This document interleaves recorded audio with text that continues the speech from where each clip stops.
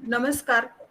ज्ञानगंगा शिक्षण प्रसारक मंडळ कोतोली संचलित Shripatrao Chougule arts and science college Malwadi Kotoli IQAC व ग्रंथालय विभागाच्या मार्फत आज दिनांक 12 ऑगस्ट 2021 रोजी पद्मश्री डॉक्टर S.R. रंगनाथन यांची जयंती नॅशनल लायब्ररी डे म्हणून आपण आज साजरी करत आहोत. त्यानिमित्ताने या राज्यस्तरीय वेबिनारचे आयोजन करण्यात आलेले आहे. या कार्यक्रमासाठी आपल्याला लाभलेल्या प्रमुख मार्गदर्शक आदरणीय व माझ्या गुरुवर्य doctor Namita Khot madam, director barrister Balasaheb Khardekar knowledge resource centre Shivaji Vidyapeeth Kolhapur, तसेच पन्हाळा तालुक्याच्या पश्चिम भागामध्ये मुलींच्या उच्च शिक्षणाची पूर्ण वानवा होती. कोल्हापूर शिवाय जवळ कोणतीही शिक्षणाची सोय नसल्याने त्या काळामध्ये मुली शिक्षण घेऊ शकत नव्हत्या. म्हणून 1995 मध्ये मुलींच्या शिक्षणाची सोय व्हावी यासाठी ज्यांनी अपार कष्ट करून ज्ञानगंगा शिक्षण प्रसारक मंडळ माळवाडीची स्थापना केली व लगेचच Shripatrao Chougule arts and science college Malwadi Kotoli सुरू करून महाविद्यालयीन शिक्षणाबरोबरच ज्यांनी KG to PG या सर्व शाखांचे शिक्षणाचे दालन मुलांबरोबर मुलींसाठी सुरू करून देणारे आमच्या संस्थेचे संस्थापक अध्यक्ष आदरणीय डॉक्टर K. चौगले साहेब, त्यांच्या बरोबर या शिक्षण संस्थेत बारकाईने आमच्या सर्व घटकांना व प्रामुख्याने विद्यार्थी विद्यार्थिनींना हव्या असणाऱ्या सर्व साधनांची सामुग्रीची उपलब्धी करण्यासाठी धडपड करणारे, पाठपुरावा करणारे व मार्गदर्शन करणारे आमचे संस्था सेक्रेटरी आदरणीय श्री शिवाजी पाटील साहेब, तसेच या भागातील महाविद्यालयीन विद्यार्थ्यांची शिक्षण समृद्धी व्हावी यासाठी नेहमी धडपडणारे व आम्हा सर्वांना मार्गदर्शन करणारे संस्थेचे तज्ञ संचालक आदरणीय डॉक्टर अजय चौगले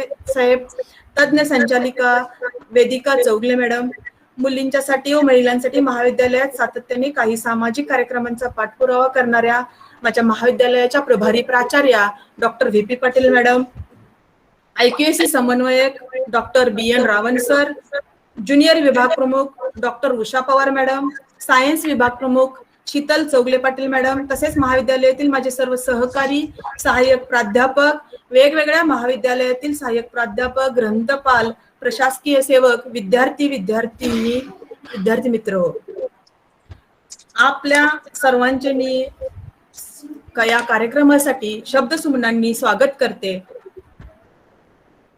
आज जगापुढे आपल्या सर्वांपुढे कोरोनाच्या महामारीमुळे लॉकडाऊन सारखे संकट निर्माण झाले असल्याने ऑनलाईन पद्धतीने वेबिनारचे आयोजन महाविद्यालयाच्या ग्रंथालयाच्या वतीने करण्यासाठी ज्यांनी मदत केली त्या सर्वांचे मी प्रथमतः ऋण व्यक्त करते. तल्लख बुद्धिमत्ता, शोधकता आणि विद्वत्ता या गुणाद्वारे ज्यांनी भारतीय ग्रंथपालनाला उच्च उद्दिष्टे, योग्य दिशा आणि व्यापक दृष्टी दिली त्या डॉक्टर S.R. रंगनाथन यांना मी प्रथमतः अभिवादन करते. मराठीमध्ये बहुतांश वेळा वाचन संस्कृती या शब्दाचा वापर वाचन या शब्दाचा समानार्थी वा पर्यायी शब्द म्हणूनच केला जातो असे दिसते. मोठ्या प्रमाणात वाचन करणाऱ्या समाजामध्ये वाचन संस्कृती असेलच असे नाही. केवळ वाचनातून वाचक समाज निर्माण होऊ शकतो आणि तो वाचन संस्कृतीशिवाय अस्तित्वात असू शकतो. पण वाचक समाजाप्रमाणेच वाचन संस्कृती या संकल्पनेचाही पुरेशा गांभीर्याने विचार केला गेला नसल्याने तिच्याही व्याख्या मराठीमध्ये फारशा कुणी केलेल्या दिसत नाहीत. शब्दकोशाची जी निर्मिती स्वातंत्र्यपूर्व आणि स्वातंत्र्योत्तर काळात झालेली आहे त्यातही या दोन्ही शब्दांचा समावेश आलेला नाही असेच दिसून येते. ज्या शब्दाबाबत अशी गोंधळाची स्थिती आहे पण त्याचा वापर मात्र सर्रास होतो अशा एक शब्द म्हणजे वाचन संस्कृती असे हे आपल्याला म्हणता येईल. सुसंस्कृत आणि सुशिक्षित समाजात साहित्य, संगीत, ललित कला आणि वैचारिक व वैज्ञानिक शास्त्रे याविषयी विचार करून इतरांना विचार करायला लावणारी संस्कृती म्हणजे वाचन संस्कृती. किती वाचले आहे यापेक्षा काय वाचले आहे हा वाचन संस्कृतीचा महत्वाचा निकष मानला जातो. एका विशिष्ट हेतूने आपल्या आवडीनिवडीच्या विषयात केलेले सखोल वाचन हे वाचक समाज वाचन संस्कृतीच्या दिशेने करत असलेल्या प्रवासाचे द्योतक असते. ग्रंथ हा शब्द 2.5 अक्षरांचा, पुस्तक हा शब्द 3.5 अक्षरांचा. साऱ्या विश्वाचे ज्ञान, जिज्ञासा, माहिती, संस्कार आणि संस्कृती या पुस्तकामध्ये असते. वाचन हा एक संस्कार आहे. वाचनाने मनास प्रेरणा, चेतना, उत्साह आणि प्रसन्नता निर्माण होते. एखादे पुस्तक जीवनाचा आधार बनते, तर कित्येकांची यशोगाथा एखाद्या पुस्तक वाचनाच्या प्रेरणेतून साकारते. पुस्तकाच्या माध्यमातून कुठेच कटुता निर्माण होत नाही. प्रत्येक माणसाचे हृदय हे एक पुस्तक आहे. त्याचे वाचन आपण केले तर माणूस वाचल्याचा आनंद आपल्याला प्राप्त होतो. समाज आणि सजग पालकांसमोरील सर्वात महत्वाचा प्रश्न अर्थात ही डिजिटल व पीडीएफ पिढी अत्यंत हुशार आणि संशोधक वृत्तीची आहे. मुलगा आपलं ऐकत नसेल तर त्याचा अर्थ फार बिघडला असा घेऊ नका. जेब्रॉनचं एक पुस्तक आहे, त्याचं ते वाचा. तो म्हणतो, आपल्या मुलाला बुरसटलेले विचार देऊ नका, त्याला विचारांचे स्वातंत्र्य द्या, पंखामध्ये बळ द्या, त्याचे पंख कापू नका. नवीन पिढी मोबाईल, इंटरनेट, चॅटिंग आणि कॅफे या वातावरणात अडकल्याने संकुचित झाली आहे. त्यांना विवेकबुद्धीने पाहायला शिकवा, न्यायाने हवे तेच घ्यायला शिकवा. मात्र त्यासाठी त्यांच्यातील विवेक जागृत करणं हे जुन्या पिढीचं काम आहे. त्यासाठी वाचन अत्यंत महत्वाचं आहे, कारण प्रचंड अशी शक्ती या वाचनामध्ये आहे. तरुण पिढी वाचत नाही कारण प्रचंड अशी शक्ती वाचनामध्ये आहे. तरुण पिढी वाचत नाही असा आक्षेप सतत घेतला जातो. पण तरुण पिढीने वाचावं अशी वाचन संस्कृती आपण त्यांच्यात रुजवली आहे का? वाचनाचे महत्व आपण आपल्या शालेय जीवनापासून ऐकत आलोय. प्रत्येक जण आपल्याला वाचन किती महत्वाचं आहे हे सांगत असतात, परंतु आपण खरंच वाचन करतो का? वाचायला आवडते का? वाचून काही फायदा होतो का? लोक वाचनाला एवढं महत्व का देतात? वाचनाने माणूस सुसंस्कृत होतो. म्हणूनच डॉक्टर बाबासाहेब आंबेडकर म्हणतात, वाचाल तर वाचाल. हे अगदी खरं आहे. आणि यासाठीच ग्रंथालयांची व ग्रंथपालांची जबाबदारी व भूमिका अत्यंत महत्वपूर्ण असल्याची मला खात्री वाटते. आजच्या या डिजिटल युगामध्ये वाचन संस्कृती नव्याने रुजविण्याची, त्याची जोपासना व संवर्धन करण्याची जबाबदारी पार पाडण्याचे आव्हान महाविद्यालयीन ग्रंथालये व ग्रंथपाल निश्चितपणे पेलत आहेतच. या वाचन संस्कृतीच्या चळवळीला बळ मिळावे म्हणून जागतिक ग्रंथपाल दिनाचे औचित्य साधून वाचन संस्कृतीची जोपासना आणि ग्रंथालयांची जबाबदारी या विषयावर राज्यस्तरीय वेबिनारचे आयोजन केले आहे. पश्चिम महाराष्ट्रामध्ये ज्यांनी वाचन चळवळीचा वेग वाढविला व वाचन संस्कृती निर्मितीमध्ये ज्यांचा मोठा वाटा आहे, अशा ताकदीच्या वक्त्या आज आपल्याला लाभल्यामुळे निश्चितच या विषयाला न्याय मिळेल असे मी आपल्याला ग्वाही देतो. त्यांच्या एकूण वक्तव्यातून किंवा त्यांच्या भाषणातून आणि मॅडमच्या पूर्णच तुमचा बायोडेटा मॅडमचा आता परिचय करून देतीलच आपल्याला रावण सर. तर एकूण त्यांच्या परिचय पत्रावरून आपल्याला लक्षात येईल की केवढं मोठं व्यक्तिमत्व आपल्याला आज या कार्यक्रमासाठी लाभलेलं आहे.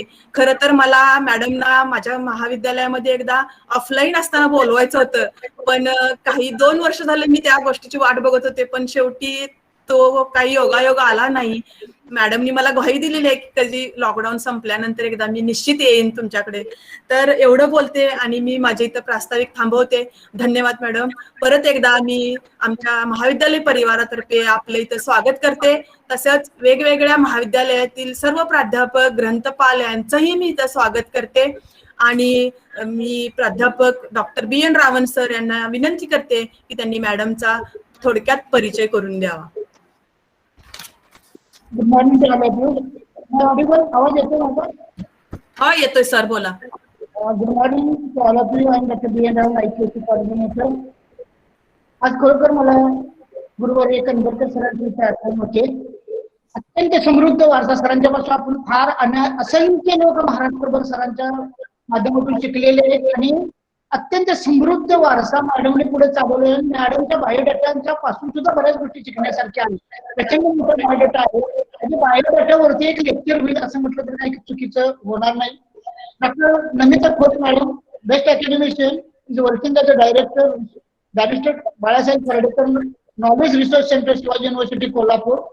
The education is M.Com, MLE and ISc, PhD, and the title of the research PhD is very interesting.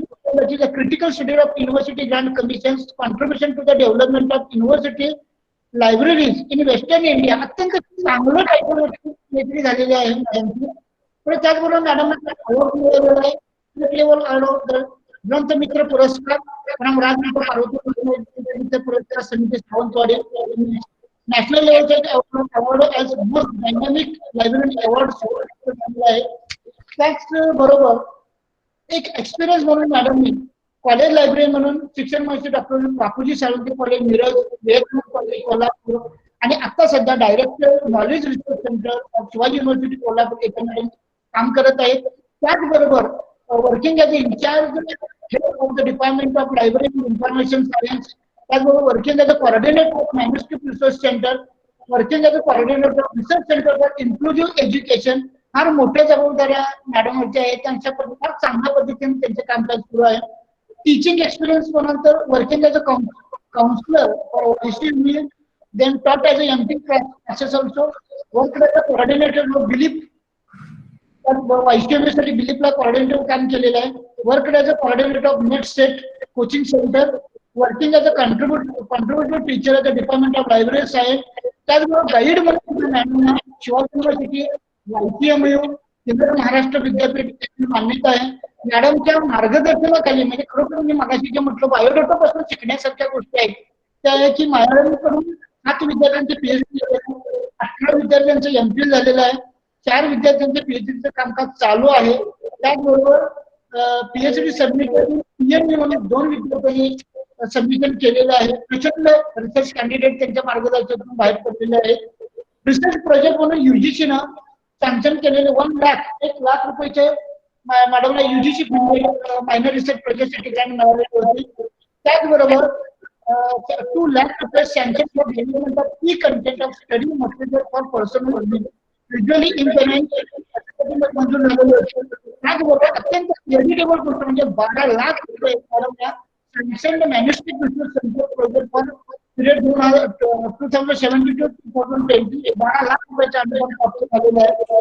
त्याचबरोबर एक रायटर म्हणून मॅडमने एक 1 बुक पब्लिश, त्याचबरोबर 3 पुस्तकाचं संपादन केलेलं आहे. ट्विटर बोर्ड म्हणून madam journal of social science Shivaji university Kolhapur, Vivek research journal Vivekanand college Kolhapur आणि ज्ञान गंगोत्री YCM नाशिक येथे एडिटर म्हणून काम पाहत आहेत. संशोधनाच्या बाबतीत इंटरनॅशनल लेवलला 16 आर्टिकल, नॅशनल लेवलला 35 आर्टिकल, स्टेट लेवलला 11 आर्टिकल, काही जर्नलमध्ये आणि काही प्रोसिडिंग्स मध्ये पब्लिश झालेले आहेत. आता इनोव्हेट एवढा डेफिनेटली इनोव्हेटिव्ह कॉन्ट्रिब्युशनचा विचार करणं गरजेचं आहे. आणि इनोव्हेटिव्ह कॉन्ट्रिब्युशन मध्ये मानवं लागेल की न्यूजपेपर क्लिपिंग अत्यंत चांगल्या पद्धतीने मेंटेन केलेलं आहे, फोटोग्राफ कलेक्शन केलेलं आहे. त्याचबरोबर बऱ्याच कार्यशाळेमध्ये ऑर्गनायझिंग सेक्रेटरी म्हणून काम केलेलं आहे. स्पर्धा परीक्षेसाठी कॉम्पिटेटिव्ह एक्झाम गायडन्स सेंटरसाठी मॅडम काम पाहिलेलं आहे. त्याचबरोबर नॅशनल इंटरनॅशनल लेवलला ऑर्गनायझर म्हणून काम केलेलं आहे. परत develop research centre at university, परत व्हर्च्युअल क्लासरूम युनिव्हर्सिटी आणि अत्यंत महत्वाचं काम व्हेरी क्रेडिटेबल काम म्हणजे शिवाजी विद्यापीठामधल्या 100% PhD थिसिसचं त्याने डिजिटलायझेशन केले आपल्याला. तर त्याचबरोबर madam also work as examiner, paper setter, moderator आणि इव्हन ॲज अ काम म्हणून केलेलं तुम्हाला पाहायला मिळेल. सोशल पार्टिसिपेशन म्हणायचं life member of ILA, life member of Maharashtra university and college libraries association, member and secretary of Ranganath study circle. असे बरेच प्रचंड मोठं कॉन्ट्रिब्युशन आहे. म्हणजे इतकं कॉन्ट्रिब्युशन असणारी व्यक्ती आज आपल्याला रिसोर्स पर्सन म्हणून आपल्याला उपलब्ध झाली. मॅडम खरंच I am very fortunate that gives me a very good opportunity to introduce you. We can learn so many good things from you, and you are very cooperative. I met you there in the university, and you are very cooperative. People are also talking good about your better contribution there in the library and even in the social contribution. That म्हणजे चांगलं समाधान वाटलं की तुम्ही आमच्या महाविद्यालयाचं हे मोठे ऍक्सेप्ट केलं. म्हणजे we know that you are international speaker. म्हणजे इतका तुमचा बायोडेटा मध्ये मोठा आहे.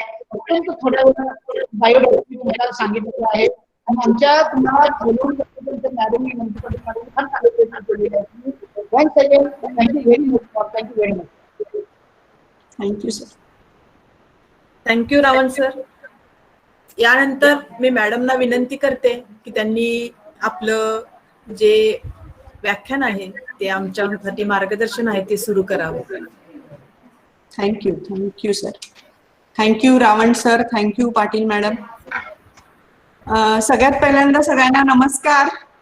आणि डॉक्टर शियाली रामामृत रंगनाथन यांच्या 129व्या जयंती निमित्त आज जो आपण लायब्ररियन्स डे साजरा करतोय, तर सर्व ग्रंथपालांना माझ्या शुभेच्छा आजच्या दिवसानिमित्त. आणि पुन्हा एकदा सगळ्यांना नमस्कार.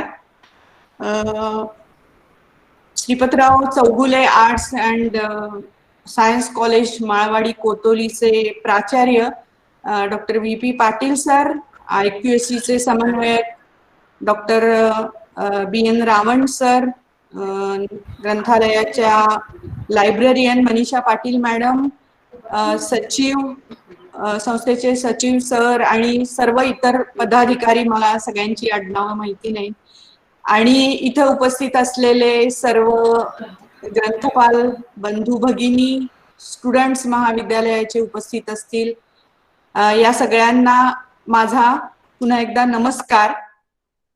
खर तर आजचा दिवस 12 ऑगस्ट हा शियाली रामामृत रंगनाथन यांची जयंती म्हणून साजरा केला जातो, पण ऍक्च्युली खरी त्यांचा जन्मदिन हा 9 ऑगस्ट आहे.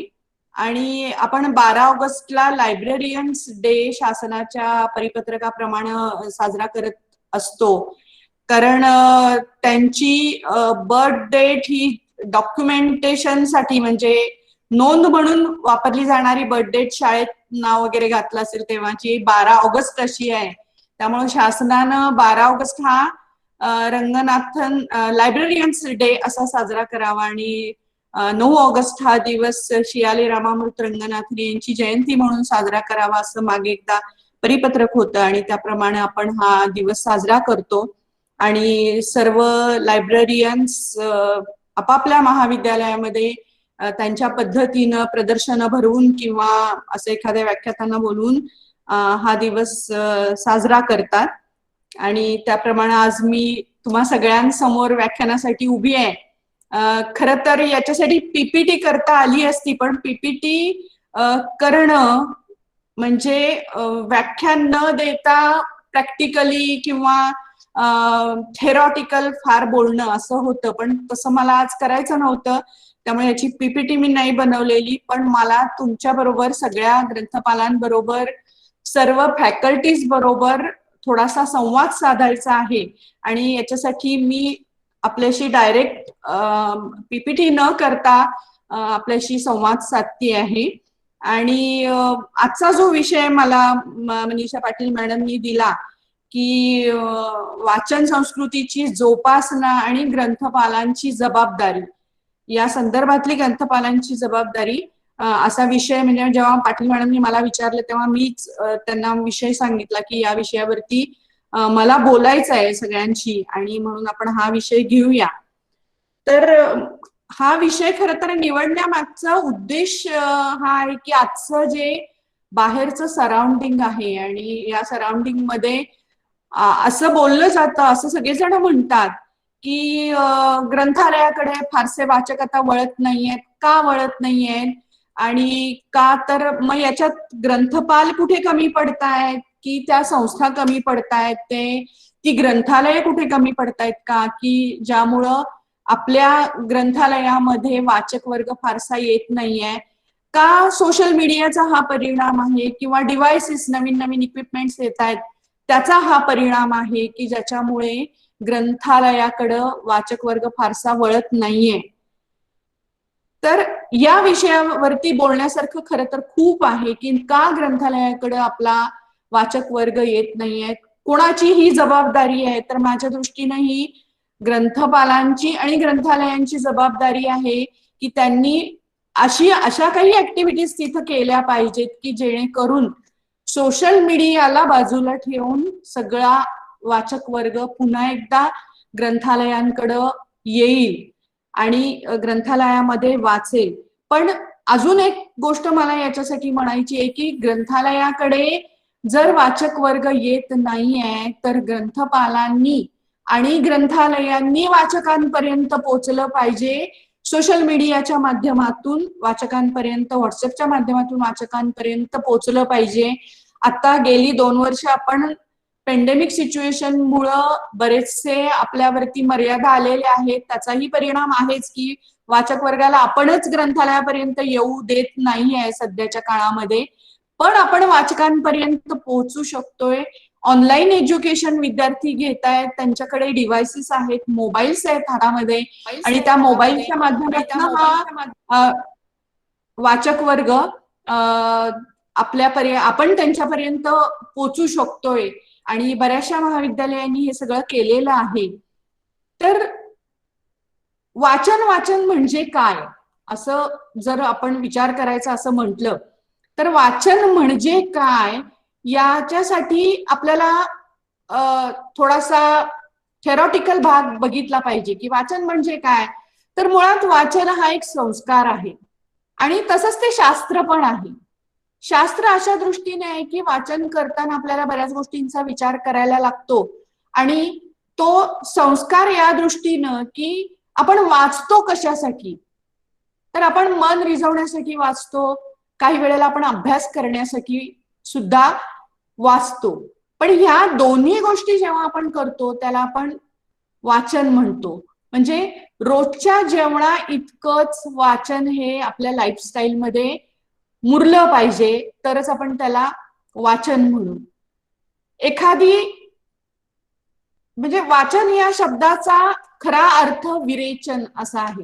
जे सर्जनशील ज्या वाङ्मय कृती असतात की ज्या आपलं एखादं बिघडलेलं संतुलन आपल्याला परत करतात, असं जे वाचन असतं ते खऱ्या अर्थानं वाचन असतं. पण वाचन करत असताना आपण काय वाचावं हा सुद्धा एक महत्वाची गोष्ट आहे की आपण काय वाचावं. माझ्या दृष्टीनं आपल्या आवडीनुसार जे सहज उपलब्ध होईल ते वाचावं. आता आपण आजकालच्या दिवसात बघतो की सोशल मीडियामुळं प्रत्येकाच्या हातामध्ये मोबाईल्स आहेत आणि हे मोबाईल्स ओपन करून सारखा विद्यार्थी असू दे किंवा कोणीही, मी म्हणेन नागरिक असू दे, कोणीही व्यक्ती असू दे, तो कायम मोबाईल मध्ये असतो आणि मोबाईल ओपन असतो आणि त्याच्यामध्ये तो काही ना काही वाचत असतो. म्हणजे वाचत नाहीये असं नाहीये, सगळेजण वाचतायत, पण ते काय वाचतायत हे महत्वाचं आहे. आणि म्हणून आजच्या या युगामध्ये, नवीन डिजिटल युगामध्ये विद्यार्थ्यांनी काय वाचावं किंवा कुणीही काय वाचावं हे फार महत्वाचं आहे. माझ्या दृष्टीनं जर एखाद्याला वाचन गुरु त्याच्या शालेय जीवनामध्ये लाभला तर तो शिकवतो की काय वाचलं पाहिजे आणि कसं वाचलं पाहिजे. म्हणजे मराठीतल्या उत्तमोत्तम ग्रंथांची सूची एकदा महाराष्ट्र टाइम्सनी प्रसिद्ध केली होती बघा. म्हणजे तुम्हाला आठवत असेल किंवा जे मराठीचे प्राध्यापक आहेत त्यांना माहिती असेल की मराठी साहित्य लेणी अशी सिरीज मध्ये त्यांनी महाराष्ट्र टाइम्सनं प्रकाशित केलं होतं आणि त्याच्यामध्ये तुम्ही काय वाचू शकतात आणि उत्तमोत्तम ग्रंथांची सूची त्याच्यामध्ये होती. तेव्हा आपल्या वाचनाची सुरुवात केव्हा होते तर आपण जेव्हा प्राथमिक शिक्षण घेतो त्यावेळेला जे आपल्या शाळेमध्ये पालक असतात किंवा शिक्षक असतात ते आपल्या वाचन गुरुचं काम खरं तर करत असतात. घरी जर पालकांनी खूप चांगल्या पद्धतीनं आपल्या पाल्याला वाचनाची आवड लावलेली असेल तर ते जे व्यक्तिमत्व आहे की जो विद्यार्थी म्हणू किंवा पाल्य म्हणू तो त्या प्राथमिक शिक्षण घेण्याच्या वयामध्येच वाचायला सुरुवात करतो. शाळेतले शिक्षक किंवा शाळेतले ग्रंथपाल यांनी काही त्याच्यामध्ये त्याच्या वाचनासाठी ऍक्टिव्हिटीज राबवल्या असतील तर तो त्यावेळेला वाचायला शिकतो. ऍक्च्युली पालकांची फार महत्वाची भूमिका या सगळ्या प्रोसेसमध्ये येते की वाचनाची सुरुवात विद्यार्थ्यांना किंवा वाचनाची आवड निर्माण करण्यासाठी पालकांची भूमिका महत्वाची असते. आपण आपल्या पाल्याला बऱ्याच सवयी लावत असतो, बरेच संस्कार त्याच्यावरती लहानपणापासून करत असतो. पण हे संस्कार करत असताना जसं आपण एखाद्या आपल्या पालकाला, आपल्या मुलांना रात्री झोपताना दात घासले पाहिजेत अशी सवय लावण्यासाठी आपण काय करतो तर आपण स्वतः त्या मुलाबरोबरती आपण दात घासायला लागतो. तर हे जे स्वतः आपल्या पाल्याबरोबर गोष्टी करणं आहे किंवा त्याला सवय लावण्यासाठी स्वतःमध्ये ती सवय बिंबवणं हे जे काम आहे तर याच पद्धतीनं पालकांना वाचनाची आवड त्याच्यामध्ये निर्माण करण्यासाठी स्वतः आधी वाचलं पाहिजे. घरामध्ये भरपूर पुस्तकं खरेदी केली पाहिजे. घरामध्ये पर्सनल लायब्ररी तयार केली पाहिजे. आणि विद्यार्थी जेव्हा किंवा आपला मुलं जेव्हा आपली लहान असतात त्याच वेळेला त्यांना वाढदिवसाला काही वस्तू किंवा काही इतर गोष्टी खरेदी करण्यापेक्षा पुस्तकं खरेदी करून देऊन त्यांना आपण वाचनाची आवड त्यांच्यामध्ये निर्माण करू शकतो. आणि ज्या वेळेला हा विद्यार्थी माध्यमिक शिक्षण घेतो तेव्हा शाळेमध्ये त्याला शिक्षकांनी जर खूप पाठ शिकवताना, शाळेतले धडे शिकवताना काय वाचलं पाहिजे हे सांगितलं तर ते चांगले वाचन गुरु त्या विद्यार्थ्याचे होऊ शकतात. स्वतः विद्यार्थी सुद्धा खूप आवडीनं मग वाचायला लागतो. ग्रंथपालांनी चांगल्या ऍक्टिव्हिटीज माध्यमिक शिक्षणाच्या काळामध्ये शाळांमध्ये जर राबवल्या आणि वेगळी पुस्तकं आणून दिली, काय वाचावं याच्याविषयीचे नोटीस बोर्डमध्ये माहिती दिली तर खूप चांगल्या पद्धतीनं वाचन होऊ शकतं. महाविद्यालयीन शिक्षण घेताना विद्यार्थी काय करतो तर त्याचा अभ्यासाच्या दृष्टीनं, करिक्युलमच्या दृष्टीनं जे काही असेल ते वाचन तो करत असतोच, पण त्याची अभिरुची, वाचनाबद्दलची अभिरुची ही खूप चांगल्या पद्धतीनं या कालावधीमध्ये डेव्हलप होते. आणि त्यावेळेला जर खूप चांगली पुस्तकं त्याला ग्रंथपालांकडून वाचायला मिळाली, ग्रंथपालांनी खूप चांगल्या ऍक्टिव्हिटीज, प्रदर्शनं भरवली, वाचन कट्ट्यासारखे प्रयोग जर महाविद्यालयामध्ये केले तर त्याला खूप चांगल्या पद्धतीनं वाचनाची आवड निर्माण होऊ शकते. आणि विद्यापीठीय शिक्षण घेत असताना मात्र त्याला भरपूर त्याच्या अभ्यासाचंच करिक्युलमच्या संदर्भातलं वाचन खूप करावं लागतं. आणि मध्ये मध्ये त्याला वाचनाची म्हणजे अभिरुची त्याची जर चांगली डेव्हलप झाली असेल या मागच्या 3 प्रोसेसमध्ये, म्हणजे प्राथमिक शिक्षण, माध्यमिक शिक्षण किंवा महाविद्यालयीन शिक्षण याच्यामध्ये, तर तो काही झालं तरी त्याची चांगली वाचनाची जी आवड निर्माण झालेली असते ती बाजूला ठेवत नाही. तो कुठलंही विद्यापीठातलं शिक्षण घेत असू दे, पीएचडी करत असू दे, तर त्या अभ्यासाबरोबरच तो आपली वाचनाची आवड जोपासतच राहतो. वाचनाची आवड ही आवड हवी, त्याचं व्यसन नको आहे. म्हणजे खूपच वाचायची इतकी आवड आहे की त्यामुळं मी बाकीचं काहीच ऍक्टिव्हिटीज करत नाहीत असं सुद्धा एखाद्याचं व्यक्तिमत्व घडू नये. त्याची वाचनाची आवड ही त्याची सर्वांगीण त्याचा विकास व्हावा या दृष्टीनं त्याची वाचनाची आवड असावी. जेव्हा एखादं लहान मूल जन्माला येतं आणि आईचा हात धरून ते चालायला लागतं, पुढे शाळेत जातं, नंतर शाळेत गेल्यानंतर आई, शिक्षक, पालक यांच्याकडून ते शिकत शिकत एक माणूस बनतं, एक समाजाचा हिस्सा बनतं. आणि अशा अनेक माणसांचा नेहमी एक समाज बनत असतो. आणि मग हा सगळा समाज या संपूर्ण प्रोसेसमध्ये त्याच्या आई, शिक्षक, पालक या सगळ्यांनी चांगली जबाबदारी पार पाडून त्या मुलाला एक जबाबदार नागरिक तो कसा घडेल काय याची तो जबाबदार नागरिक कसा घडेल याची जबाबदारी या सगळ्या आई, शिक्षक, पालक या सगळ्यांची जबाबदारी ती ठरते. आणि अशा सगळ्यांच्याकडून एक जबाबदार नागरिक ज्या वेळेला घडतो त्यावेळेला तो जबाबदार नागरिक हा सुसंस्कृत एक समाज घडवत असतो. कारण अशा सगळ्या जबाबदार नागरिकांचा मिळून बनून एक सुसंस्कृत समाज असा बनतो. म्हणून वाचन संस्कृती खूप चांगली डेव्हलप करणं आणि वाचन संस्कृतीला खूप प्रोत्साहन देणं ही मला असं वाटतं की सगळ्यांची जबाबदारी आहे. एक सुखी, संपन्न, सुरक्षित, सभ्य, सुशिक्षित आणि सुसंस्कृत अशा समाजासाठी वाचन संस्कृतीची जोपासना आवश्यक आहे. हे सगळे मी जे शब्द आता म्हटले ते सगळे स न सुरू होणारे शब्द आहेत.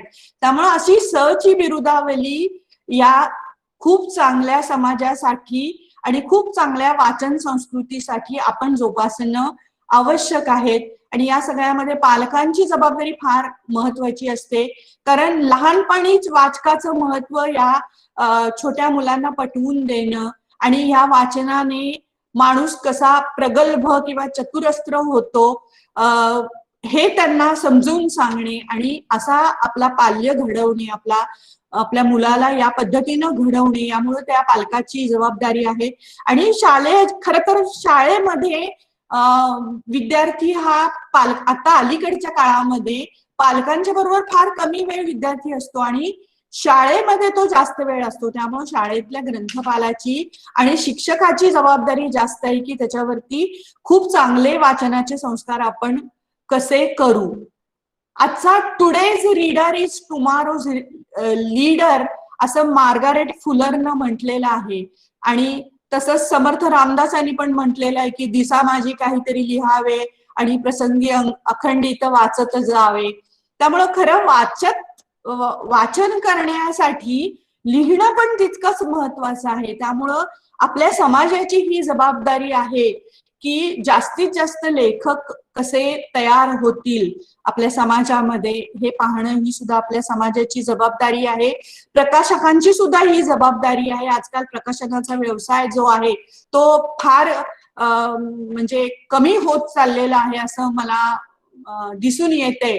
आणि याला कारण बरीच आहेत की वाचकांची आवड सुद्धा कमी होत चाललेली आहे आणि वाचकांची भूमिका बदलून ही प्रिंट पुस्तक वाचण्यापेक्षा ई वाचक जास्तीत जास्त आज आपल्याला दिसून येत आहेत की आज किंडलवर वाचणारे जवळजवळ 2 कोटी लोक आहेत जगभरामध्ये.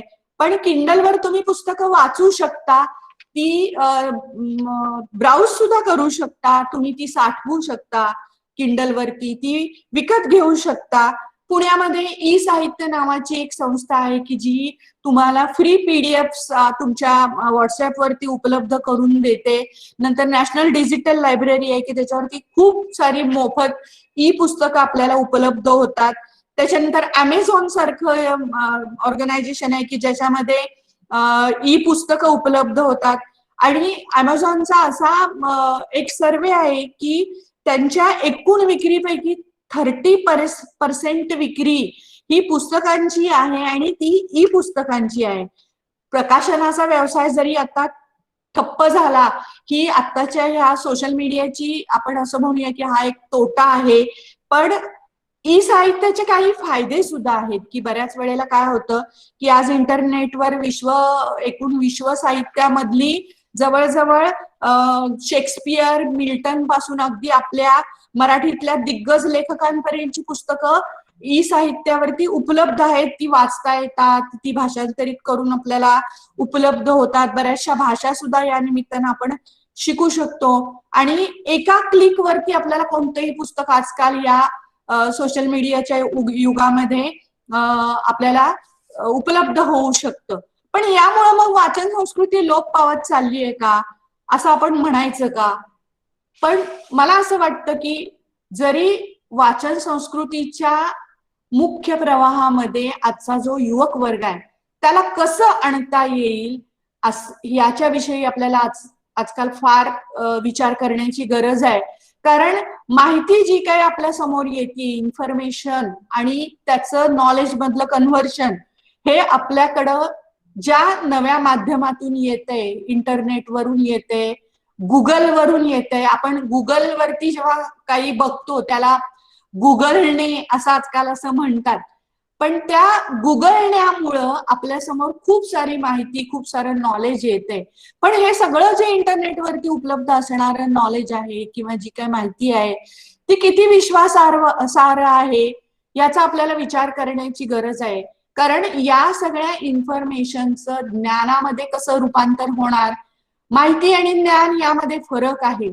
आपण माहिती संपन्न न होता ज्ञान संपन्न होणं गरजेचं आहे आणि म्हणून याच्यासाठी पालक, शिक्षक, शासन, ग्रंथपाल यांची खूप मोठी जबाबदारी आहे असं मला वाटतं. कारण या 21व्या शतकामध्ये आउटडेटेड राहून कुणालाही चालत नाही. इन्फॉर्मेशन ग्रास्प झालंच पाहिजे, पण ते नॉलेजच्या फॉर्म मध्ये ग्रास्प झालं पाहिजे, नुसत्या माहितीच्या फॉर्म मध्ये असू नये. त्यामुळं आजचा वाचक किंवा आजचा युवक हा काय वाचतो याचं एकदा एक सर्वेक्षण नॅशनल बुक ट्रस्टनं केलं होतं 2007 साली. आणि त्या वेळेला त्या कॅम्पेनचं नाव असं होतं की bringing youth and books closer असं त्या कॅम्पेनचं, त्या मोहिमेचं घोषवाक्य होतं आणि त्यांनी सर्वे केला नॅशनल बुक ट्रस्टनी आणि त्याच्यामध्ये असं दिसून आलं की एकूण 45,90,00,000 युवक म्हणजे एकूण जगातल्या लोकसंख्येच्या 38% युवक हे वाचतात. पण त्यातले साक्षर युवक किती आहेत तर 33,30,00,000 म्हणजे जवळजवळ 73% हे युवक साक्षर आहेत आणि त्यातले वाचक युवक किती आहेत तर 8,30,00,000 हे फक्त वाचक किंवा वाचन करणारे युवक आहेत. म्हणजे एकूण लोकसंख्येच्या 25% युवक हे फक्त वाचक युवक म्हणून त्याच्यामध्ये दिसून आले. आणि निष्कर्ष काय होते या एकूण कॅम्पेनचे किंवा या सर्वेचे तर वाचनापासून दुरावण्याची काही कारणं दिली होती या युवकांनी की आम्हाला आवडच नाहीये, आम्हाला वेळ नाहीये, आम्हाला इलेक्ट्रॉनिक प्रसार माध्यमावरतीच वाचायला आवडतं किंवा पुस्तकांच्या किमती वाढलेल्या आहेत. पण या कॅम्पेन मध्ये शिफारसीही अशा केल्या की विद्यार्थी दशेमध्ये वाचनाची आवड या विद्यार्थ्यांमध्ये निर्माण केली पाहिजे. शाळांमध्ये सक्तीचं अवांतर वाचन घेतलं पाहिजे. शाळांमध्ये कंपल्सरी प्रत्येक शाळेमध्ये ग्रंथालयांची उपलब्धता असली पाहिजे. आजकाल आपण बघतो बऱ्याचशा शाळांमध्ये ग्रंथालय ही कुठेतरी एखाद्या पेटीमध्ये पुस्तकं असतात. ग्रंथालयासाठी वेगळी एखादी रूम दिलेली नसते किंवा काही कॉम्प्युटर्स दिलेले नसतात. आणि मी तर असं म्हणेन की बऱ्याचशा शाळांमध्ये पूर्ण वेळ ग्रंथपालच नेमलेले नाही आहेत. त्यामुळे यामध्ये शासनाचा सहभाग महत्वाचा ठरतो की वाचन संस्कृती जोपासण्यासाठी कमीत कमी शाळांना पूर्ण वेळ ग्रंथपाल तरी असणं गरजेचं आहे.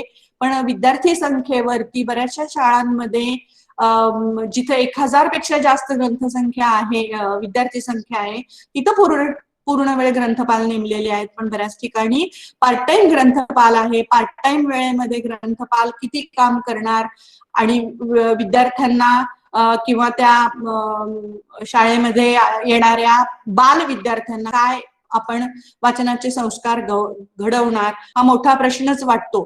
तेव्हा युवकांनी खरं तर वाचनासाठी कटिबद्ध असणं आवश्यक आहे. चांगलं काय वाईट काय हे समजण्याची कुवत खरं तर वाचनामुळे निर्माण होते. कारण एखाद्याची वाचनाची आवड तो जोपासायला लागला की जेवढी चरित्र किंवा आत्मचरित्रात्मक वाचन जे विद्यार्थी करतात त्यांना इतरांचे अनुभव जे असतात लेखकांचे ते अनुभवायला मिळतात.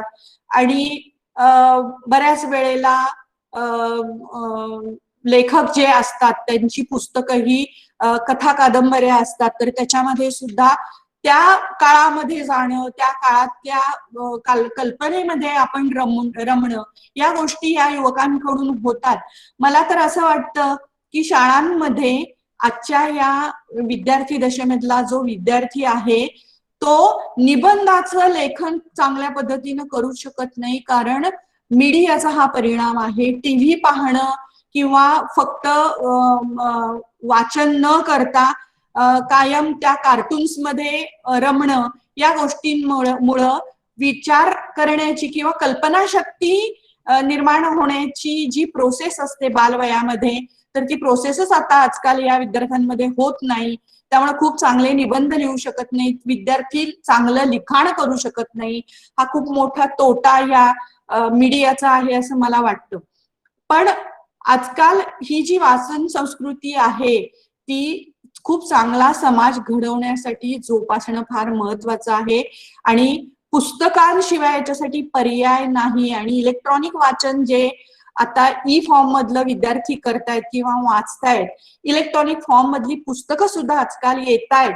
पण आणि आजकाल तुम्ही बघितलं असेल की स्टोरी टेल सारखं जे ऍप आहे की जे आपल्याला वाचनाचा आनंद न देता ऐकण्याचा आनंद, खूप चांगलं पुस्तकं या स्टोरी टेल ऍप वरती आहेत आणि खूप चांगली कल्पना आहे ती आणि ती खूप चांगल्या पद्धतीनं राबवली पण जातीये. आणि त्या स्टोरी टेल ऍपला आपण सबस्क्राईब केलं की आपण खूप चांगली पुस्तकं खूप चांगल्या वाचन करणाऱ्या ऍक्टर्स वगैरे आहेत, कलाकार आहेत, त्यांच्या आवाजामध्ये वाचू शकतो आणि म्हणजे ऐकू शकतो आणि आपण त्याच्यामध्ये रममाण होऊ शकतो. खूप चांगला वेळ घालवण्याचं हे साधन आहे.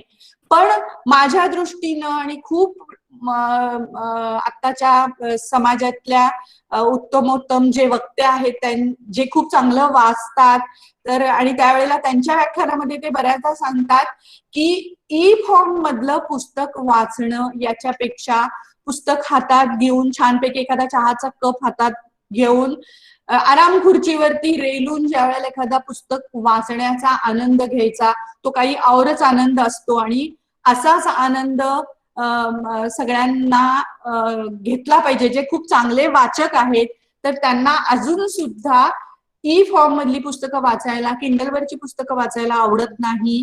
ते पुस्तकं विकत घेऊनच आपल्या घरी पुस्तक वाचण्याचा आनंद घेत असतात. बाबासाहेब आंबेडकरांच्या विषयी आपण खूपदा ऐकतो की ते खूप मोठे व्यक्तिमत्व आहे की ज्यांच्याविषयी खूप सारं बोललं जातं आणि त्यांच्या वाचनाच्या आवडीबद्दल, त्यांच्या वाचनाच्या स्पीड बद्दल सुद्धा बोललं जातं. ते एकदा बाबासाहेब आंबेडकर त्यांच्या एका मित्राकडे स्नेहभोजनासाठी गेले होते. खूप चांगली दावत त्या मित्रानं त्यांना देण्यासाठी त्यांच्या घरी बोलवलं. पण घरी त्यांचे कलिगच होते, ते जिथं काम करत होते तिथले कलिग होते आणि खूप आवर्जून त्यांनी आंबेडकर साहेबांना घरी बोलवलं आणि त्यांना खूप चांगलं दावत दिली, चांगलं खिलवलं, म्हणजे जेवण खूप सुंदर बनवलं होतं. आणि नंतर मग त्यांनी आपलं घर त्यांना फिरून दाखवलं, सगळं किती छान सजवलंय वगैरे. पण सगळं झाल्यानंतर सुद्धा आंबेडकर साहेब खूप नाराज होते आणि त्यांनी त्या मित्राला बोलून दाखवलं की बाबा तू मला एवढं चांगलं जेवण दिलं, सगळं केलंस, परंतु तुझ्या घरामध्ये या पुस्तकांसाठीचा एक कॉर्नर तू तयार केला नाहीयेस, एकही पुस्तकाचं कपाट मला घरामध्ये तुझ्या दिसत नाहीये. असं का पुस्तकांचं एखादं कपाट या घरामध्ये नाहीये? राजगृह नावाचं जे आंबेडकरांचं घर आहे, जे अजूनही जपून ठेवलेलं आहे, तर त्याच्यामध्ये पूर्ण 2-3 मजली बिल्डिंग ही पुस्तकांनी भरलेली आहे. इतर कुठलंही फर्निचर त्या घरामध्ये नाहीये आणि नुसती पुस्तकच पुस्तकं तिथं आहेत. आपले माजी राष्ट्रपती अब्दुल कलाम साहेब यांच्याबद्दल तर वाचनास आपण त्यांच्या जन्मदिवशी 15 ऑक्टोबरला वाचन प्रेरणा दिन साजरा करतो. कारण किती वाचावं, काय वाचावं, कसं वाचावं आणि वाचतच राहावं, हे जे आपल्याला राष्ट्रपती अब्दुल कलाम साहेबांनी सांगितलेलं आहे. त्यांच्याविषयीची एक छोटीशी गोष्ट आहे की लहान असताना, म्हणजे लहान म्हणण्यापेक्षा एक युवक वर्गामध्ये असताना अब्दुल कलाम ज्या वेळेला शिकत होते, त्यांचं मूळ गाव रामेश्वर आहे. तर त्या रामेश्वरला एकदा चक्रीवादळामुळे त्यांच्या कुटुंबियांना त्रास झाला आणि त्यांच्याकडे निरोप त्यांना आला अब्दुल कलाम साहेबांना की लगेच ताबडतोब तुम्हाला घरी बोलवलेलं आहे म्हणून. तर त्यावेळेला घरी बोलवलंय असं आल्यानंतर त्यांच्या घरी जाण्यासाठी जवळजवळ 400 रुपयाची त्यांना गरज होती घरापर्यंत पोहोचायला, रामेश्वरला पोहोचायला. आणि त्यावेळेला त्यांना ते शक्य होत नव्हतं कारण त्यांच्याकडे तेवढी रक्कम नव्हती. तेव्हा अब्दुल कलाम साहेबांनी काय केलं की त्यांना ज्या वेळेला ते शाळेमध्ये होते किंवा कॉलेजमध्ये होते त्यावेळेला थेअरी ऑफ इलेस्टिसिटी नावाचे पुस्तक त्यांना बक्षीस मिळालेलं होतं. तर हे पुस्तक घेऊन ते एका पुस्तक विक्रेत्याकडे गेले आणि त्यांनी सांगितलं की मला हे पुस्तक तुमच्याकडे ठेवायचं आहे आणि तुम्ही मला या पुस्तकासाठी 60 रुपये द्या. तर त्या विक्रेत्याने विचारलं, बाबा 60 रुपये का? या पुस्तकाची किंमत तर 400 रुपये आहे.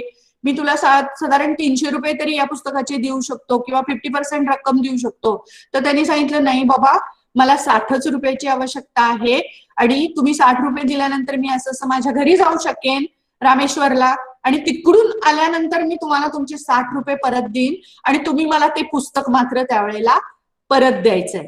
म्हणजे इतकं पुस्तकावरती एखाद्याचं प्रेम असू शकतं की ते पुस्तक विकण्याची अब्दुल कलाम साहेबांची तयारी नव्हती आणि त्यांना ते पुस्तक ऍट एनी कॉस्ट ते परत हवं होतं. त्यामुळे त्यांनी फक्त 60च रुपये त्या पुस्तकाचे घेतले. ते रामेश्वरला गेले आणि तिकडून परत आल्यानंतर त्यांनी ते 60 रुपये त्या विक्रेत्याला देऊन त्याच्याकडनं ते थेअरी ऑफ इलेस्टिसिटीचं पुस्तक परत घेतलं. उत्तम कांबळेंची आपण बरंच लिखाण वाचतो. सप्तरंगमध्ये त्यांचे बरेचसे आपण भटकंती नावाचं लिखाण वाचलं आणि त्यांनी सुद्धा हप्त्यावरती पुस्तकं घेऊन अक्षरशः हे वाचनाची त्यांची जी आवड आहे ती खूप चांगल्या पद्धतीनं हे केलेली आहे. आणि असंच बऱ्याच गोष्टी आपल्याला खरं तर वाचनासंबंधीच्या सांगता येतील, परंतु आपल्याकडे खरं तर खूप वेळ कमी आहे. त्यामुळं मला असं वाटतंय की थोडंसं मला आवर्त घेतलं पाहिजे.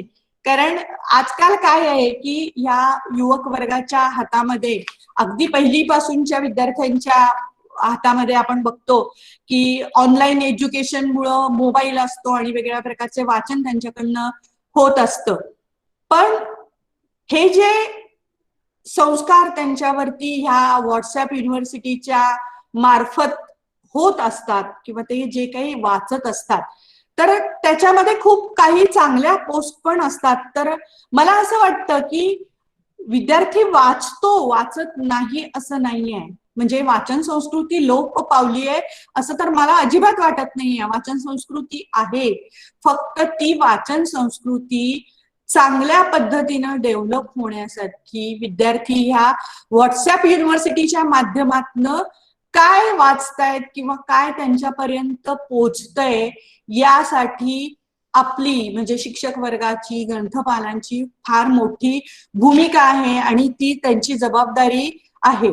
ऍक्च्युली जेव्हा लहान वयामध्ये आपण वाचन संस्कार खूप चांगल्या वाचन गुरुकडनं या विद्यार्थ्यांच्या वरती करतो, त्यावेळेला हे वाचन संस्कार त्या विद्यार्थ्याला आपल्या एकूण सोसायटीमधून काय घ्यायचं आहे, काय चांगलं आहे, काय चांगलं आपल्याला शिकायचं आहे, हे पुस्तकांच्या माध्यमातून हे विद्यार्थी किंवा ही मुलं हे ठरवत असतात. त्यामुळे त्यावेळेला त्यांच्यावरती खूप चांगले जर आपण संस्कार वाचनाच्या माध्यमातून, पुस्तकांच्या माध्यमातून केलेले असतील, तर व्हॉट्सअपवर कसलीही पोस्ट येऊ दे, त्यातलं आपण काय घ्यायचं किंवा नाही हे तो विद्यार्थी चांगल्या पद्धतीनं ठरवू शकतो. त्यामुळं हे जरी सगळं जग, माध्यम यामध्ये आमूलाग्र जरी बदल होत असला, साहित्याचा फॉर्म म्हणजे ई फॉर्म मध्ये जरी साहित्य येत असलं आणि वाचक जरी ग्रंथालयापासून दुरावत असले, तरी आम्हा ग्रंथपालांची, ग्रंथालयांची खूप मोठी जबाबदारी आहे की त्या वाचक वर्गाला ते जर आपल्यापर्यंत येत नाहीये तर आपणच त्यांच्यापर्यंत कसं पोहोचता येईल याच्यासाठी खूप काय काय चांगल्या ऍक्टिव्हिटीज आपल्याला राबवता येतील, हे आपली खरं तर मोठी जबाबदारी आहे असं मला वाटतं. बऱ्याचदा काय होतं की ग्रंथपालांनी किंवा ग्रंथालयांनी वाचकांपर्यंत पोहोचलं पाहिजे म्हणजे काय केलं पाहिजे हेच मुळात आपल्याला समजत नाही.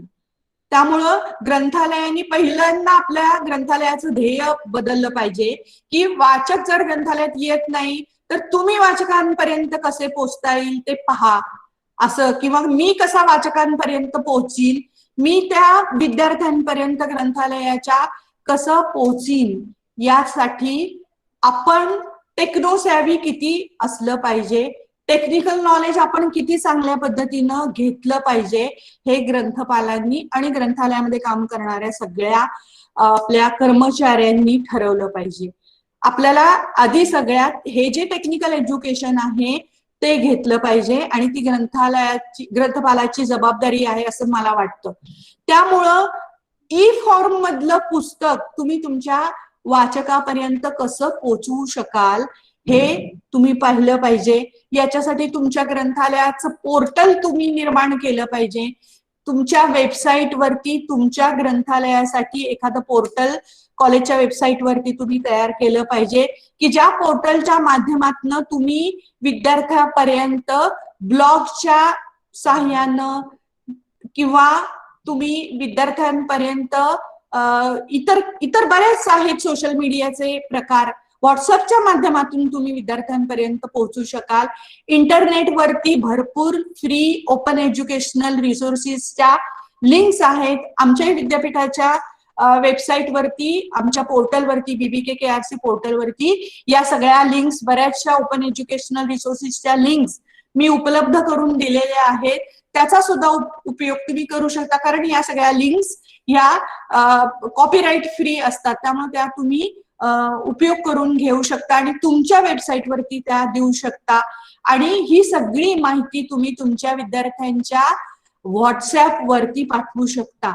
याच्यासाठी काय पहिल्यांदा केलं पाहिजे की क्लास वाईज तुम्ही विद्यार्थ्यांचे व्हॉट्सअप ग्रुप तयार केले पाहिजेत आणि या ग्रुप्स वरती खूप चांगल्या पुस्तकांची माहिती, खूप चांगल्या कॉपीराईट फ्री असलेल्या पुस्तकांच्या PDF तुम्ही देऊ शकता आणि विद्यार्थ्यांपर्यंत पोहोचू शकता. भले विद्यार्थी ग्रंथालयापर्यंत येत नाहीये तर तुम्ही ग्रंथालयापर्यंत विद्यार्थ्यांपर्यंत कसं पोहोचायचं हे तुम्ही पाहिलं पाहिजे. तुमच्या ग्रंथालयामध्ये बऱ्याचशा प्रिंट फॉर्म मधले जे साहित्य आहे की जे आता आजकाल इंटरनेटवरती कुठं ना कुठं PDF फॉर्म मध्ये, ई फॉर्म मध्ये तुम्हाला उपलब्ध होऊ शकतं. ते ग्रंथपालांनी शोधलं पाहिजे आणि त्याच्या लिंक्स विद्यार्थ्यांपर्यंत पोहोचवल्या पाहिजेत. त्या भले ती पुस्तकं अवांतर वाचनाची असोत किंवा तुमचा जो सिलेबस आहे, करिक्युलम आहे, त्याच्याशी संदर्भातली रेफरन्स पुस्तकं असोत, ती तुम्ही शोधली पाहिजेत आणि ती पुस्तकं विद्यार्थ्यांपर्यंत या आता पेंडेमिकच्या काळामध्ये सुद्धा, आणि मी म्हणते फक्त पेंडेमिकचा काळच आपल्याला शिकवणार आहे का की वाचकापर्यंत तुम्ही कसं पोहोचाल, त्याच्यासाठी पेंडेमिक सिच्युएशन येण्याची गरज आहे का, तर तसं अजिबात नाहीये. कारण हल्ली टेक्नो सॅव्ही विद्यार्थी खूप झालेले आहेत. त्यांच्या पामटॉप वरती आता त्यांना इन्फॉर्मेशन अवेलेबल करून देणं गरजेचं आहे, कारण ते त्याच माध्यमाचा उपयोग फार करत असतात. त्यामुळं लायब्ररीपर्यंत भले ते विद्यार्थी नाही येऊ देत, तुम्ही त्यांच्या पामटॉप पर्यंत पोहोचा आणि त्यांना ही सगळी माहिती, इन्फॉर्मेशन उपलब्ध करून द्या. बरेचसे आजकाल पब्लिशर्स जे आहेत की ते त्यांची प्रिंट बुक्स जी आहेत ती ई फॉर्म्स मध्ये उपलब्ध करून देतात, सबस्क्रिप्शन बेसिसवरती ती ते उपलब्ध करून देतात. तर तुम्ही तुमचं बजेट पहा आणि ती त्यांना उपलब्ध करून द्या. एनलिस्ट वरती, एनलिस्ट सारखा जो प्रोग्राम आहे तो सगळ्या महाविद्यालयांना, सगळ्या कॉलेजेसना इन्फ्लिबनेटनं उपलब्ध करून दिला आहे. त्याच्यावरती जवळजवळ 2500 e books, 500 journals, E journals त्यांनी दिलेली आहेत. 5000 रुपयाच्या सबस्क्रिप्शन मध्ये तुम्ही ती उपलब्ध करून देऊ शकता. तर त्याचा उपयोग सुद्धा तुम्ही आता आजकाल करू शकता आणि ती उपलब्ध करून देऊ शकता. खरं तर ग्रंथालयामध्ये विद्यार्थ्यांनी यावं आणि खूप चांगल्या पद्धतीनं तुम्ही ते विद्यार्थ्यांपर्यंत आपल्या ग्रंथालयामध्ये काय आहे याविषयीची माहिती देण्यासाठी आपण बऱ्याच वेळेला ग्रंथालयामध्ये पोस्टर्स लावतो. पण बऱ्याच वेळेला ग्रंथालयामध्ये जी पोस्टर्स लावलेली असतात ती ग्रंथालयाच्या नियमावलीची सगळी इन्फॉर्मेशन आपण लावलेली असते. परंतु असं ते तर गरजेचंच आहे, ते नियम विद्यार्थ्यांपर्यंत पोहोचले पाहिजेत. पण विद्यार्थ्याला वाचनाची आवड निर्माण होईल अशा पद्धतीनं का वाचावं, कसं वाचावं याची खूप सारी पोस्टर्स तुम्हाला इंटरनेटवरती उपलब्ध होतील. याची मोठी पोस्टर्स तुम्ही तयार करा किंवा व्हॉट्सअप वरती त्याची इन्फॉर्मेशन तुम्ही टाकू शकाल आणि विद्यार्थ्याला कळेल की आपण का वाचलं पाहिजे आणि मग विद्यार्थ्यांमध्ये वाचनाची आवड निर्माण होईल. तुम्ही अजून एक गोष्ट करू शकता ग्रंथपाल, की विद्यार्थ्यांना ऑनलाईन पुस्तकं त्यांनी जर वाचली तर त्या ऑनलाईन पुस्तकाचे ऑनलाईन रिव्ह्यू लिहायला सांगा आणि ते तुमच्या व्हॉट्सअप ग्रुपवरती पोस्ट करायला सांगा. त्याची एखादी कॉम्पिटिशन ठेवा, एखादं प्राइज ठेवा, त्याच्यासाठी एखादं सर्टिफिकेट महाविद्यालयाचं द्या. म्हणजे याच्यासाठी तुम्हाला काय करावं लागेल तर ऑनलाईन ई बुक स्थापन करायला, ई बुक क्लब स्थापन करायला लागेल. जसं आपण जेव्हा प्रिंट फॉर्म मधली पुस्तकांच्या साठी वाचन कट्टा भरवत होतो, आम्ही आमच्या युनिव्हर्सिटीमध्ये, आमच्या युनिव्हर्सिटी लायब्ररीच्या पुढचा जो कॅम्पस आहे की जिथे आम्ही कट्टे बांधून घेतलेले आहेत झाडाच्या भोवती, तर त्या कट्ट्यांवरती आम्ही वाचन कट्ट्याचा उपक्रम राबवत होतो आणि त्या वाचन कट्ट्याचे मेंबर असलेले विद्यार्थी सगळे जमायचे ठराविक वेळेमध्ये आणि त्या वेळेला आपण वाचलेल्या पुस्तकांवरती विद्यार्थी बोलायचे आणि बोलत असताना ते अशा पद्धतीनं त्याच्यावरती वक्तव्य करायचे आणि की त्या पुस्तकाबाबतचा इंटरेस्ट विद्यार्थ्यांमध्ये निर्माण होईल आणि त्या इंटरेस्ट खातर तो विद्यार्थी ग्रंथालयातनं ते पुस्तक घेऊन वाचेल. तर अशाच पद्धतीने आपण ई बुक क्लब पण स्थापन करू शकतो आणि प्रत्येक आठवड्यात गुगल मीटवर किंवा झूमवर त्याची तुम्ही मीटिंग ठेवू शकता या बुक क्लबला, जे सभासद ई बुक क्लबला झालेले आहेत त्यांची, आणि एखाद्या विद्यार्थ्यानं त्याच्यामध्ये एखादं वाचलेलं पुस्तक आहे ते त्याविषयी सांगावं आणि इतरांनी ती पुस्तकं का वाचावीत हेही सांगावं. युट्यूब वरती सुद्धा तुम्ही हा उपक्रम राबवू शकता. या उपक्रमासाठी तुम्ही एखाद्या लेखकाला इन्व्हाइट करू शकता की जो लेखक वाचनासंबंधीचं मार्गदर्शन करेल. त्या लेखकाची मुलाखत तुम्ही घेऊ शकता आणि अशा पद्धतीने तुम्ही वाचकापर्यंत तुम्ही स्वतः पोहोचवू शकता आणि तुमची लायब्ररी त्याच्यापर्यंत तुम्ही पोहोचवू शकता. आपण नेहमी बघतो की महाविद्यालयामध्ये ज्या वेळेला आपण सगळे एकत्रित जमत होतो त्यावेळेला विविध जयंत्या किंवा दिवस साजरे करत होतो आणि त्यावेळेला त्या व्यक्तीला पुस्तकं किंवा त्याच्याविषयीचं ते लिखाण हे सगळं साहित्य याविषयी आपण माहिती देत होतो. तर अशाच पद्धतीचा कार्यक्रम आपण ऑनलाईन सुद्धा इंटरनेटवरती किंवा आपल्या गुगल मीट वरती आपण राबवू शकतो. एखाद्या लेखकाला किंवा आपण ही जी जयंती एखाद्या व्यक्तीची म्हणजे समजा शिवजयंती आपण साजरी करतोय तर शिवजयंती साजरी करत असताना शिवाजी महाराजांविषयीचं जे काही लिखाण इथं उपलब्ध आहे ऑनलाईन स्वरूपातलं त्याच्या लिंक्स आपण विद्यार्थ्यांपर्यंत पोहोचवू शकतो. नंतर बरेचसे दिवस आपण साजरे करतो तर त्या दिवसाचं जे महत्व आहे ते सांगणारी ई फॉर्म मधली पुस्तकं आहेत त्याच्या लिंक्स आपण विद्यार्थ्यांपर्यंत पोहोचवू शकतो. विद्यार्थ्यांना हे वाचायला लावू शकतो. त्या संबंधीचे परत रिव्ह्यू लिहायला सांगू शकतो आणि त्यातल्या एखाद्या उत्कृष्ट लिखाणाला आपण पारितोषिक बक्षिसं देऊ शकतो. हे आपण करूच शकतो. म्हणजे जर विद्यार्थी तुमच्यापर्यंत येत नाहीये तर अशा माध्यमातून तुम्ही विद्यार्थ्यांपर्यंत पोहोचा, परंतु त्याला वाचायला उद्युक्त करा, त्याला वाचायला लावा. आपण नेहमी ग्रंथ प्रदर्शन ग्रंथालयामध्ये होतोच किंवा भरवतोच. आता ही पॅन्डेमिकची सिच्युएशन गेल्यानंतर सुद्धा आपण ग्रंथ प्रदर्शन भरवू, पण याच्यामध्ये सुद्धा तुम्हाला नाविन्य कसं आणता येईल. नाहीतर एखादा शिवजयंती आहे म्हणल्यानंतर महाराजांवरची पुस्तकं सगळी एकत्र केली, मांडली आणि आपण प्रदर्शन भरवलं. ही जी पारंपरिक पद्धत आहे त्याच्यातून थोडंसं आपल्याला बाजूला झालं पाहिजे. तुम्ही असं करू शकता की पुस्तकांचा वाढदिवस करा. ग्रंथालयामध्ये तुमच्या असलेली पुस्तकं त्याच्यातली 50 वर्षापूर्वी पब्लिकेशन्स झालेली पुस्तकं सगळी एकत्र करा, त्याचं प्रदर्शन भरवा. पुस्तकाचा तो 50वा वाढदिवस होईल. पुस्तकाचा 100वा वाढदिवस पण तुम्ही करू शकता. 100 वर्षापूर्वी प्रकाशित झालेली जी पुस्तकं जर तुमच्या ग्रंथालयामध्ये असतील तर ती पुस्तकं सगळी एकत्रित करा. ऍक्सेशन रजिस्टर वरनं तुम्ही ही पुस्तकं काढू शकता बाजूला. त्या पुस्तकाचा 100वा वाढदिवस करा. विद्यार्थी आवर्जून तुमचं प्रदर्शन पाहायला येतील.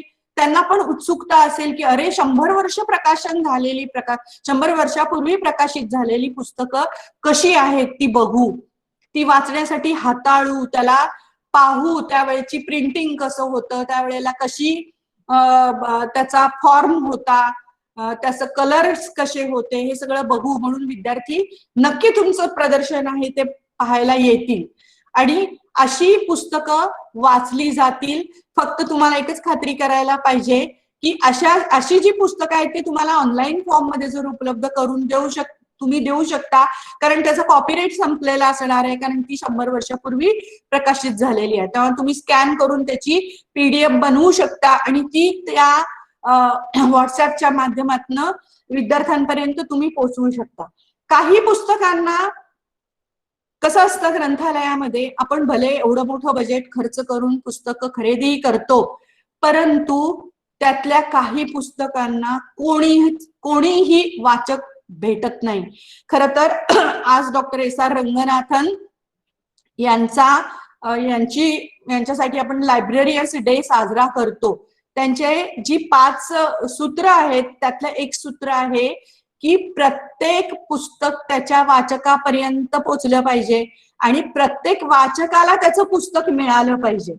परंतु ग्रंथालयातल्या काही पुस्तकांच्या बाबतीत असं होतं की ती पुस्तकं वाचकापर्यंत पोहोचतच नाही किंवा वाचक त्या पुस्तकापर्यंत पोहोचत नाही आणि ती पुस्तकं अनटचेबल राहतात, म्हणजे त्याला हात सुद्धा लावला जात नाही. आपण जी मागे ड्यू डेटची स्लिप लावलेली असते त्याच्यावरून आपल्या लक्षात येतं की या पुस्तक कोणी वाचले किंवा नाही.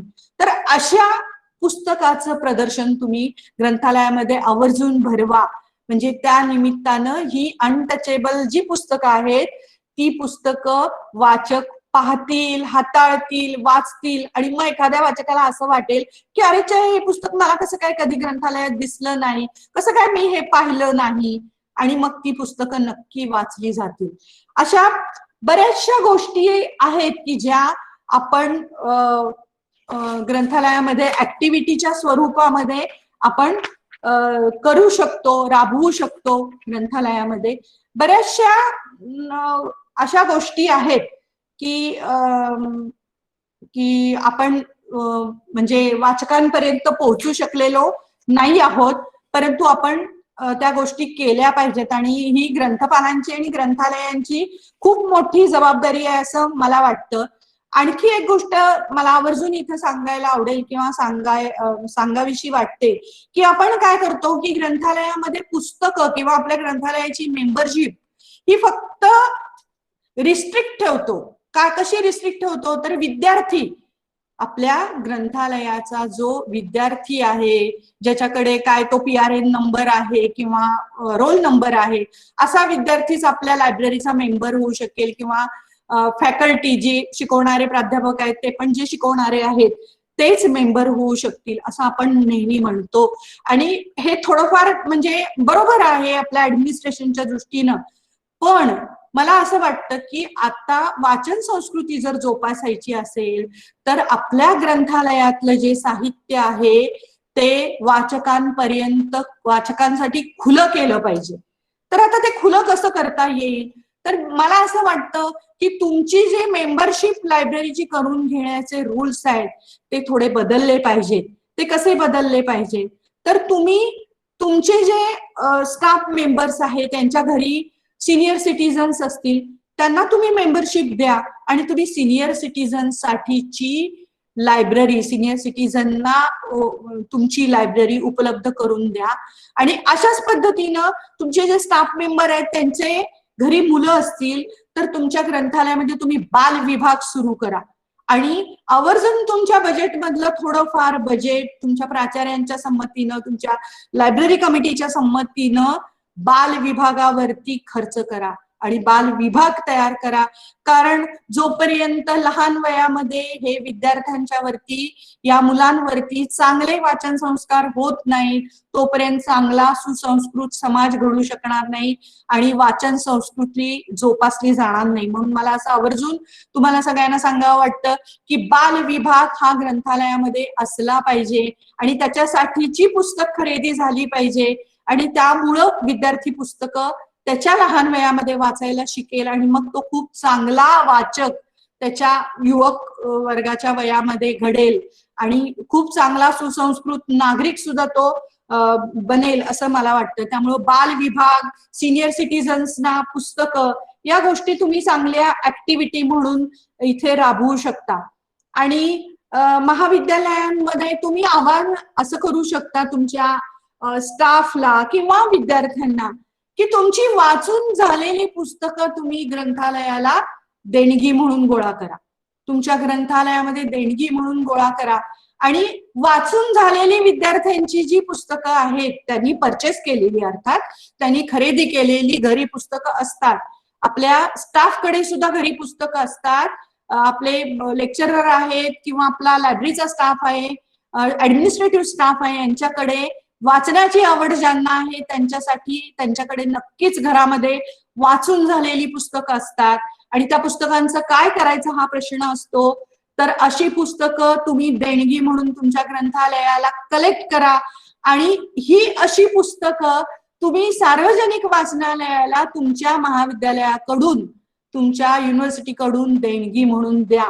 आणि त्या सगळ्या सार्वजनिक खेड्यापाड्यामध्ये सार्वजनिक ग्रंथालय आहेत की ज्यांना अ वर्ग, ब वर्ग, क वर्ग, ड वर्ग अशा वर्गांमध्ये असतात ती ग्रंथालय आणि त्यांना त्यांच्या पुस्तक संख्येवरती ग्रँट्स मिळत असतात. तर खेड्यापाड्यामध्ये जर वाचन संस्कृती जोपासायची असेल तर ही सार्वजनिक ग्रंथालय मोठी करणं आवश्यक आहे. तर ती मोठी कशी होतील, तर अशा पद्धतीनं महाविद्यालयीन ग्रंथालयांनी या सार्वजनिक ग्रंथालयांबरोबर कोऑर्डिनेशन ठेवलं पाहिजे आणि आपली ग्रंथालयामध्ये अशी कलेक्ट झालेली जी पुस्तकं आहेत ती त्या सार्वजनिक ग्रंथालयांना देणगी द्यावी आणि त्या ग्रंथालयांना मोठं होण्यासाठी मदत करावी असं मला वाटतं. आणि अशा पद्धतीच्या ऍक्टिव्हिटी सुद्धा खूप चांगल्या पद्धतीनं आपण राबवू शकतो. अजून एक गोष्ट मला सांगायला आवडेल की आपण ग्रंथालयामध्ये लेखक आपल्या भेटीला अशा पद्धतीचा कार्यक्रम राबवत असतो आणि असे कार्यक्रम आपण बऱ्याच वेळेला पाहतो की एखाद्या लायब्ररीयन अशा ऍक्टिव्हिटी राबवतात. पण तुम्हाला हे माहिती आहे का की कडेगाव तालुक्यामधले नेवरी गावचे एक ग्रंथमित्र आहेत श्री सुनील चव्हाण म्हणून, तर यांच्या कल्पनेतून त्यांनी एक अभिनव उपक्रम आता राबवायला सुरू केलेला आहे. तर ते काय उपक्रम राबवतात, तर तुम्हाला माहिती आहे की लष्करामधले जवान जे असतात ते बऱ्याचदा मोठी सुट्टी घेऊन त्यांच्या गावी येत असतात. तर हे सुट्टीला त्यांच्या गावी आले की त्यांना आपण महाविद्यालयामध्ये बोलवून सैनिक आपल्या भेटीला असा एक उपक्रम राबवू शकतो. तर हा उपक्रम राबवण्यानं काय होईल की देशभक्ती, देशप्रेम याची जागृती आपल्या विद्यार्थ्यामध्ये होईलच. हा तर भाग आहे, म्हणजे हा एक उद्देश असावाच. पण हे जे सैनिक आहेत हे ज्या वेळेला फ्रंटवरती असतात किंवा त्यांच्या जिथं त्यांचं पोस्टिंग आहे तिथे असतात, त्यावेळेला जेव्हा युद्ध नसेल काय किंवा काय नसेल त्यावेळेला त्यांच्या समोर हा प्रश्न असतो की त्यांचा वेळ त्यांनी कसा घालवावा. तर याच्यासाठी लष्कर ग्रंथालय उपलब्ध आहेत. देशभरामध्ये अशी लष्कर ग्रंथालय उपलब्ध आहेत. तर या लष्कर ग्रंथालयांना डेव्हलप करणं आणि हे जे सैनिक आहेत ह्यांची वाचन संस्कृती कशी डेव्हलप होईल, यांना वाचनाची आवड कशी निर्माण होईल आणि ते एक चांगला नागरिक, चांगला देशभक्ती असलेला नागरिक कसा त्यांच्यामध्ये आपल्याला निर्माण करता येईल हे आपण पाहू शकतो आणि ते आपलं एक उद्दिष्ट असायला पाहिजे. तर जेव्हा आपण या जवानाला आपल्या ग्रंथालयातर्फे कार्यक्रम करून सैनिक आपल्या भेटीला बोलवू, त्यावेळेला या सैनिकाकडे आपण त्या लष्कर ग्रंथालयासाठी एक 25 पुस्तकांची भेट देऊ शकतो.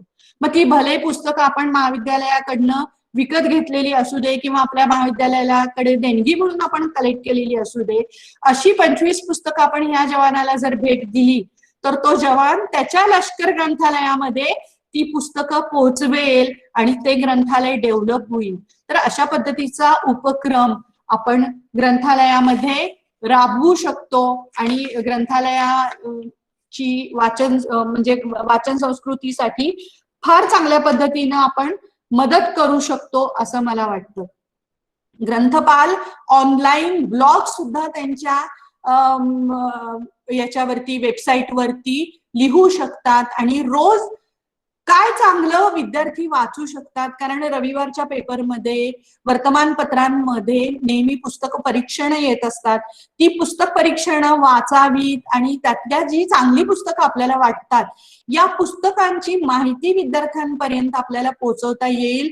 ती ऑनलाईन फॉर्म मध्ये तुम्ही व्हॉट्सअप ग्रुपवरती सुद्धा आजकाल देऊ शकता किंवा तुम्ही ग्रंथालयाच्या नोटीस बोर्डवरती ह्या पुस्तकांची परीक्षणं आहेत ती लावून विद्यार्थ्यांपर्यंत पोहोचवू शकता आणि खूप चांगलं कसं वाचता येईल आणि काय वाचता येईल हे आपण करू शकतो असं मला वाटतं.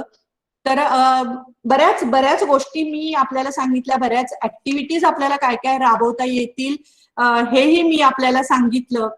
तर मला असं वाटतं की बराच वेळ मी झालं बोलतीये आपल्याशी आणि वाचन संस्कृती आपल्याला कशी डेव्हलप करता येईल या संबंधीचं बऱ्याच आयडियाज मी तुमच्यापर्यंत कल्पना पोहोचवलेल्या आहेत आणि कसं ग्रंथपालांना आणि ग्रंथालयाला या आजकालच्या सोशल मीडियाच्या युगामध्ये पोहोचता येईल, ई फॉर्म मध्ये पुस्तकं त्यांच्यापर्यंत कशी आपल्याला देता येतील या संबंधीची खूप सारी माहिती मी आपल्यापर्यंत पोहोचवलेली आहे असं मला वाटतं.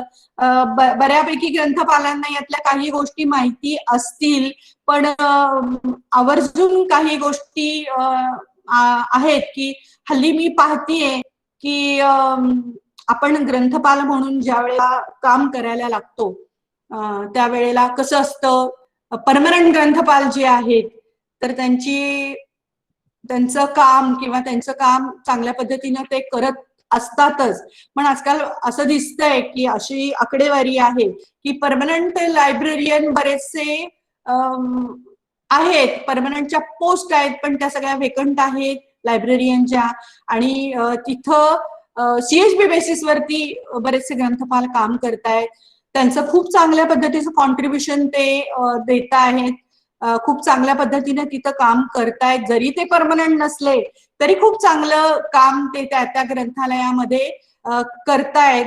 आणि स्कूल लायब्ररियन सुद्धा खूप चांगले आहेत की जे नवीन टेक्नॉलॉजी नवीन पद्धतीची आहे ती शिकून त्यांनी त्यांच्या वेबसाईटवरती, शाळेच्या वेबसाईटवरती, महाविद्यालयाच्या वेबसाईटवरती खूप चांगल्या पद्धतीनं सोशल मीडियाच्या माध्यमातून पुस्तकं पोहोचवलेली आहेत.